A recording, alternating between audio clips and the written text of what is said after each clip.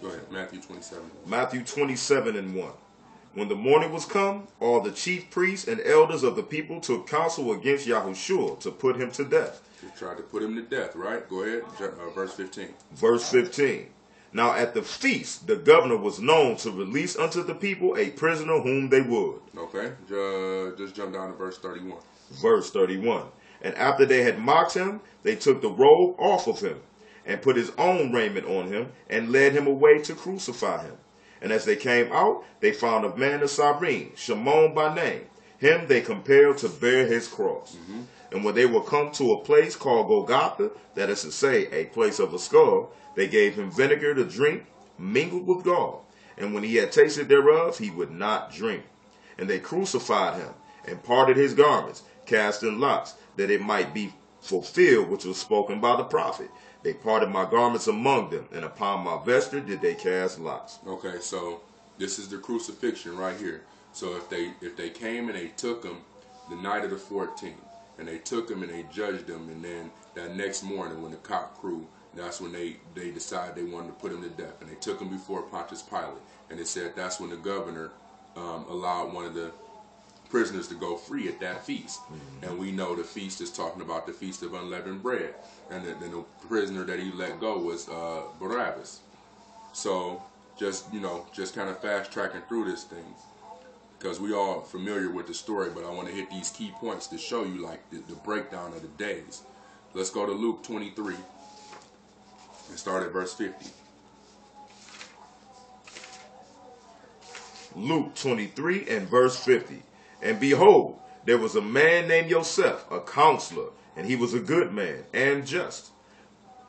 The same had not consented to the counsel and deed of them.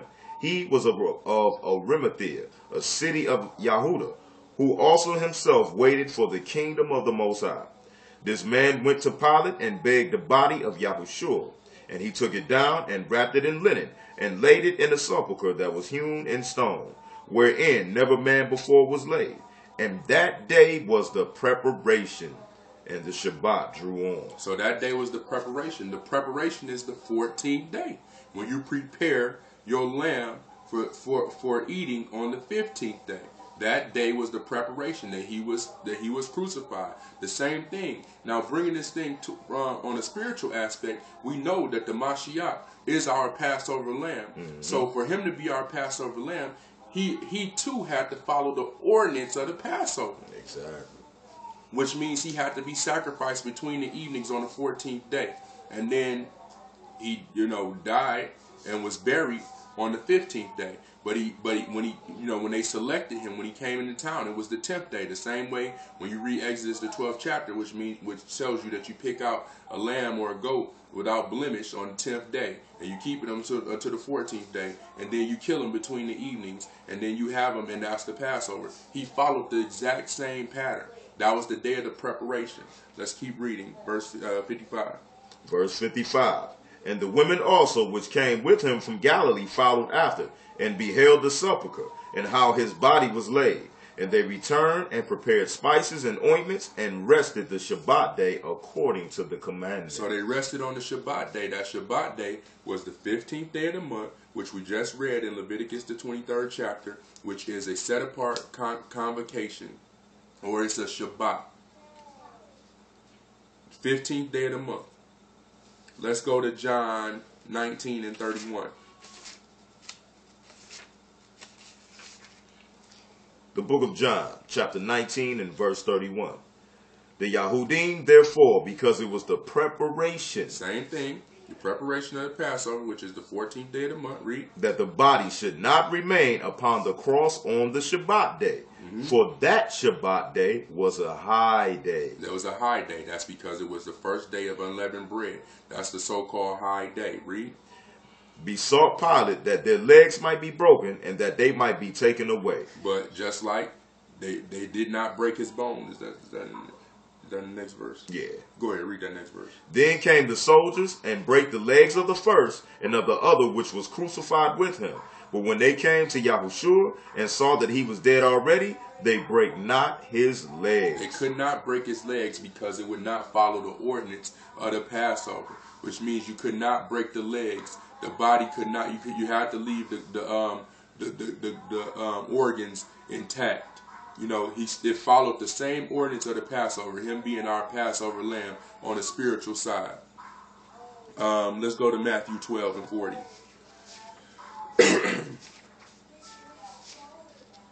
But they had to hurry up and take him down from the cross or from the stake because he was because the feast of the first day of unleavened bread was coming, and they had to put him in the sepulcher before it came in. Matthew 12 and 40. The book of Matthew, chapter 12 and verse 40. For as Jonah was 3 days and 3 nights in the whale's belly, so shall the Son of Man be 3 days and 3 nights in the heart of the earth. So the same way Jonah was in the belly of the fish, the same way the Mashiach had to be buried for 3 days and 3 nights. Let's go to Luke 24 and verse 14. 24 and 14. Mm-hmm. The book of Luke, chapter 24 and verse 14. And they talked together all of these things which had happened.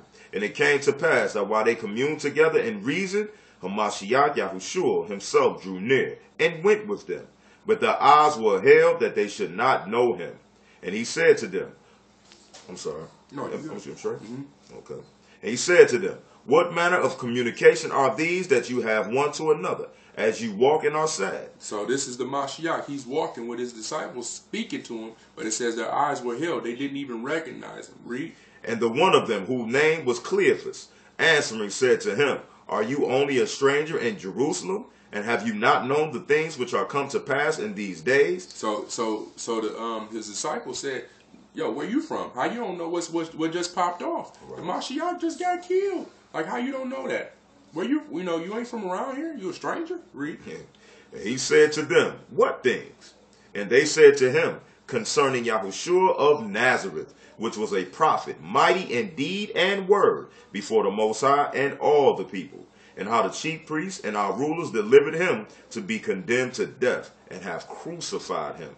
But we trusted that he had been that which should have redeemed Israel.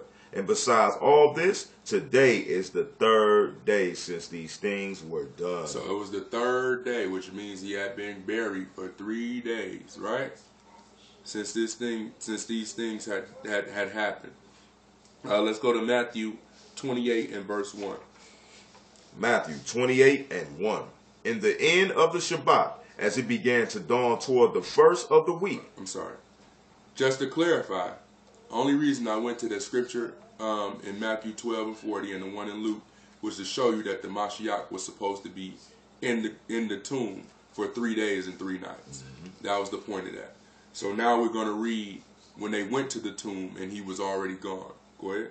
In the end of the Shabbat, as it began to dawn toward the first day of the week, came Miriam Magdalene and the other Miriam to see the sepulchre. Okay, so when there was the end of the Shabbat, and we know this was the 7-day Shabbat because it says it was the first of the week. Now, if he was buried for 3 days, and he was buried before the start of the 15th day of the month, mm-hmm. which means that the 15th day of the month was the high day or whatever. So you had the 15th, the whole day and night, the 16th whole day and night, 17th whole, I think the night, I believe. So when they came on, matter of fact, it would have had to have been the whole day and night because they came at evening. And when they came and he was already gone, the 3 days had passed, they came at the end of the Shabbat, which means that this day, the 17th day and night, had to have been a weekly Shabbat, which means that if the Shabbat and everything else is going according to the sun, and like how some are saying that, okay, if the sun brought in the year and the Shabbat is every 7 days after that, then that would mean that the sun is the first. I mean, the day after the equinox would have been the first day of the year, which meant that the 7th day I'm sorry, which means that the 15th day would have been a weekly Shabbat. Hold on, let me make sure I got this right. First, second, third, fourth. No, the 7th day would have been a weekly Shabbat. The 14th day would have been a weekly Shabbat. And the 21st day would have been a weekly Shabbat. However, we see that it was the 15th day, which was the Feast of Unleavened Bread. And the 3 days he was buried, the 17th day was the weekly Shabbat. So it's no way that the month could be, following the pattern of the sun. It just wouldn't work when it comes in terms of the Sabbath. Because the feast had to go by the moon. Now if the Sabbath, fell on the regular Sabbath day. But the feast fell in the middle of the week, and he was risen before the Sabbath came in. Let's get more clarity on it. Let's go to Mark 16:1. The book of Mark, chapter 16 and verse 1. And when the Shabbat was passed, Miriam Magdalene and Miriam the mother of James and Salome had brought sweet spices that they might come and anoint him. And very early in the morning, the first day of the week, they came unto the sepulchre at the rising of the sun. Okay, let's go to John 20:1. So we see the same account in Matthew and in Mark. It's in Luke as well if you want to read it. Luke 24. The book of John, chapter 20 and verse 1. The first day of the week comes Miriam Magdalene, when it was yet dark, unto the sepulchre, and see the stone taken away from the sepulchre. And see, the stone was already taken away, which means he was already gone when they came on the first day of the week, which means he rose on the Shabbat, on the 7-day Shabbat, which lets you know that the sun did not determine the feast day. It couldn't have. Because according to the understanding that the brother gave is that, by the equinox being the last day of the year, which it is, according to the solar part of the year, but not according to the feast days, but that the feast days would be contingent off the sun. That meant that the Passover would fall on a 7-day Sabbath. But see, here we just saw that it didn't. So something is wrong. Either the information is inaccurate, or the account that we read out of the scriptures is inaccurate. And I'm riding with the scriptures. But like I said, that was like the cherry on top. That was the thing that brought it all home, to show you evidence in the scriptures how when you break down the days, it couldn't be. So not only did we show you the correlation between the words Uriach and Kodesh, to show you that it's actually the month and the moon, that we showed you the thorough understanding in Jubilees and in Enoch, and also showed you in the scriptures how it says that the moon determines the feast days. That we also broke down, and showed you in Josephus and in Samuel how the new moon happened in the evening. It wasn't the new month determined by the day or the sunrise. And then we showed you in the scriptures with the account of the death, burial, and resurrection of the Mashiach, that the days don't break down the way that they would if we were dealing with the feast according to the sun. It just doesn't happen. So with that, that's the conclusion of the lesson. I'm gonna say shalom. I know it's